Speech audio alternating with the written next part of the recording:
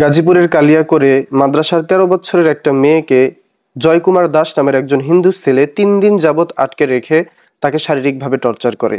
এই ব্যাপারে আমাদের মিডিয়াদের কোনো আওয়াজ নাই, আইন এইখানে কোনো পদক্ষেপ নিচ্ছে না।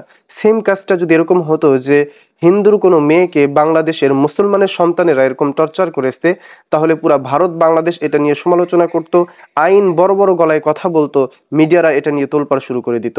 জয়কুমার দাসের ব্যাপারে যদি জনগণ কোনো পদক্ষেপ নেয়, তখন আপনারা আইনের লোকেরা এসে বলবেন যে আইন তো নিজের হাতে তুলে নেওয়া যাবে না। তো আইন তো ভাই আমরা আপনার হাতে তুলে দিয়েছি, আপনারা কি করতেছেন? বরঞ্চ Bangladesh police verified Facebook page থেকে আপনারা এই পোস্ট করেছেন যে এই মেয়ে নাকি এর আগেও ২ বার এই ছেলের সাথে পালিয়ে গেছে।